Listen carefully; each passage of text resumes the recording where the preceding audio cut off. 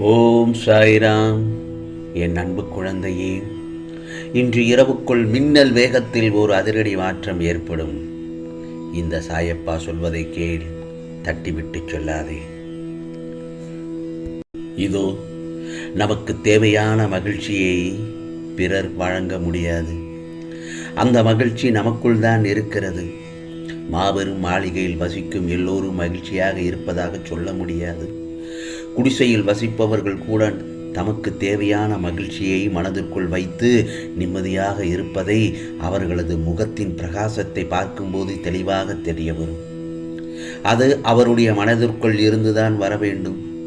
எந்த நிலைமையில் இருந்தாலும் சரி, வாழ்க்கையில் என்ன கிடைத்தாலும் சரி அல்லது கிடைக்காவிட்டாலும் சரி, சந்தோஷமாக இருப்பேன் என்று தீர்மானமாக செய்து கொள்ளும் எந்த ஒரு என்னுடைய பக்தன் எப்பொழுதும் நிம்மதியாக இருக்கிறார் என்பதில் மாற்று கருத்தே இருக்க முடியாது. சாயப்பா, நான் மகிழ்ச்சியாக வாழ இதெல்லாம் வேண்டும் என்று பெரிய பட்டியல் போடும் மனிதரால் நிம்மதியையோ சந்தோஷத்தையோ பெற முடியாது. ஆகவே நீ செய்யும் மிகப்பெரிய தவறு நிகழ்காலத்தில் வாழாமல் நடந்ததையும் இனிமேல் நடக்கப் போவதையும் நினைத்து இருப்பதுதான்.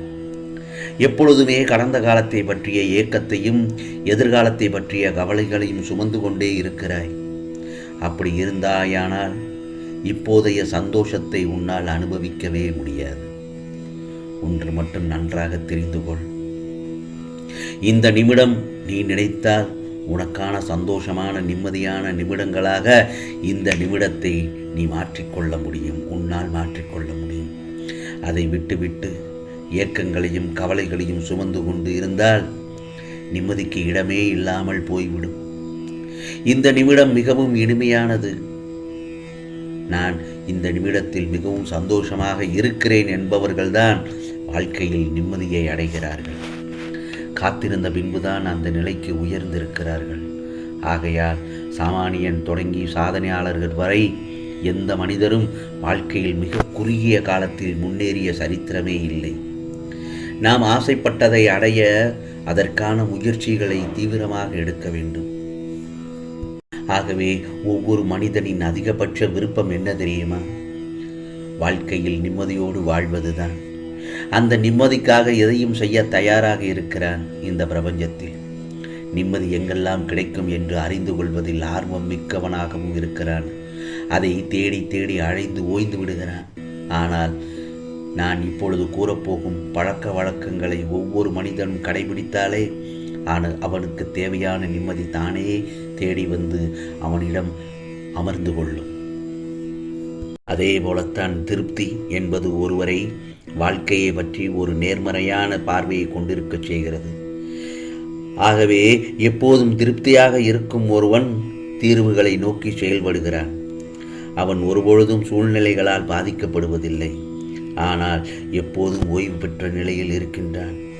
இது தன்னிச்சையாகவே மற்றவர்களுக்கு நன்மை அளிக்கும் திறனை கொண்டு வருவதோடு அவர்களுக்குள் முன்னேற்றம் கொண்டு வரவும் அவர்களுக்கு ஆதரவை கொடுக்கிறது. புரிகிறதா? ஆகவே அந்த மாதிரியான ஒரு நபர் தனது சொந்த முன்னேற்றத்திற்காகவும் பணியாற்றுகிறார். நான் நடந்து கொண்டிருக்கும் அனைத்தையும் பற்றியும் திருப்தியாக இருக்கும்போது அனைத்து சூழ்நிலைகளிலும் என்னால் இலகுவாக இருக்க முடிகின்றது. புரிகிறதா? ஆகவே மிகப்பெரிய சிரமத்திலிருந்தும் நான் பிரச்சனையுடன் பிடிபடவில்லை. ஆனால் எப்பொழுதும் தீர்வு பற்றி யோசித்து கொண்டேதான் இருக்கிறேன். என் மனம் தீர்வு காண்பதில் மும்முரமாக இருக்க வேண்டும் எப்பொழுதும். எனவே உள்முகமாக நான் சிக்கலில் பாதிக்கப்படாத நிலையில் இருக்கிறேன் திருப்தி உள்ளவரை. ஆனால் வாழ்க்கையில் எல்லோருமே ஒரு சமயத்தில் முட்டாளாகி விடுகிறோம். சூழ்நிலையால் சூழ்ந்தவர்களால் இறக்கப்படுவன் ஏமாந்து போகலாம், ஆனால் தாழ்ந்து போவதில்லை. ஏமாற்றுபவர்கள் வெற்றி பெறலாம், ஆனால் கடைசி வரை அவனால் சாதிக்கப் போவதில்லை. உற்சாகப்படுத்தியதால் உயர்ந்தவர்களை விட உதாசீனப்படுத்தியதால் உயர்ந்தவர்களே அதிகம். ஒரு நாள் விடியும் என்று காத்திருக்காமல் இன்றே முடியும் என முயற்சி செய்ய செல்லமே, உனது வேதனைகளும் வெற்றிகளாக மாறிவிடும். ஆகவே நீ தேடும் தேடல்களை எல்லாம் உன் எண்ணத்தில் வைத்தே இருக்கிறாய். சரி, செயல்களில் வேகம் இருக்கிறது. ஆனால் உன் புத்தியிலும் மனதிலும் அதற்கான வேகம் இருக்கிறதா? அதை முதலில் கவனித்தாயா என் செல்லமே? வேகம் என்பது செயல்களால் இருப்பது அல்ல, புத்தியிலும் மனதிலும் ஒன்று சேர சங்கமித்த வேகம். உன்னை எல்லா சூழ்நிலைகளிலும் உயர்த்தி நிற்கும் அது. வேகத்தையும் செயலுக்கான செயல்பாடுகள் எல்லாம் வாய் வார்த்தைகளில் சொல்வதையும் திட்டமிடுதலிலும் முதலில் நிறுத்து. உன் பாதைக்கான செயல்பாடுகள் மிக அழகானவை. அதை கடினம் என்ற எண்ணத்தில் பார்ப்பதை முதலில் நிறுத்து. அது உனக்கு பயத்தை ஏற்படுத்தும். அந்த பயம் உனக்கான செயலை செய்ய விடாமல் உன்னை முடக்கிவிடும், உன் ஆற்றலை குறைத்து கொண்டு வரும். அந்த பாதையின் அழகை உன்னால், உன் மனதால், உன் புத்தியால் அதை முதலில் உணர்ந்து அதற்கான இடத்தை உன்னில் அமைத்துக்கொள் என் செல்லமே. பிறகு பார், அந்த பயணத்தின் வானவில்லாய் எல்லா வண்ணங்களின் வர்ண ஜாலங்கள் கொண்டிருக்கும். நீ ஒரு வைரக்கல். உன்னை வடிவம் கொண்டு வந்து வெளிச்சத்தின் பேரொளி போல் வீசவேதான் நான் உனக்கு இவற்றையெல்லாம் நிகழ்த்துகிறேன். நீ இந்த துவாரகமாயின் தாய் தேகத்திலும் குருதியிலும் இருந்து பிறந்த என் செல்ல பிள்ளை. நீ என்னுடைய உயிர். நீதான் என் செல்ல குழந்தையும். உன் சாயப்பாவின் வார்த்தை உனக்கான இரத்த ஓட்டத்தை போல் இனிமேல் என் நாவில் தோன்றும். இந்த சொற்களின் பேர் அருளை பெறுவாய். அதனால் நீ எதற்கும் பயப்படாதே, கலங்காதே. ஆம் செல்லமே, நீ என்று என்னை சாயப்பா, சாயி, சாயி என்று அழைத்து உன்னிடத்தில் நான் என்னும் சொல்லுக்கு சாயப்பா என்ற அர்த்தத்தை கண்டாயோ, அன்றே நீ என் உயரான பொறுப்பாகிவிட்டாய்.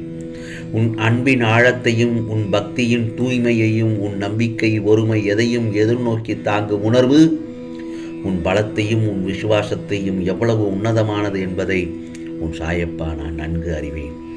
அதனால் எல்லாம் சரியாகிவிடும். எதற்கும் பயப்படக்கூடாது.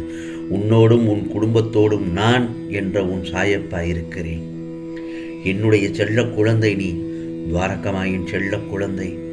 சில நேரம் என்னிடம் அடம் பிடிக்கும், கோபப்படும், சண்டையிடும். அதேபோல் அழுவது சந்தோஷத்தை வெளிப்படுத்தும் பிள்ளை என்றால் தன் தாயிடம்தான் இப்படி நடந்து கொள்ள முடியும். நீ உன் துவாரகமாகி தாயிடம் நடந்து கொள்கிறாய். உன் சந்தோஷத்தில் என் சந்தோஷம் இருக்கிறது, உன் அழுகையில் என் கண்ணீரும் இருக்கிறது, உன் சண்டையில் என் மேல் நீ கொண்ட தாயின் உரிமை இருக்கிறது. அடம் பிடிக்கும் போது உனக்கான பக்குவத்தை, நல்லது கெட்டது தெரிய வைக்க வேண்டும் என்றும், உன் கோபத்தில் உன்னை அமைதியாக்கி உன்னை நல்வழிப்படுத்த வேண்டும் என்ற பொறுப்பு உன் அனைத்துமாய் விளங்கும் உன் சாயப்பாவான இந்த துவாரகமாகிய தாய்க்கும் உள்ளது அல்லவா? இதற்கு உன்மேல் கோபம் கொள்ள மாட்டேன்.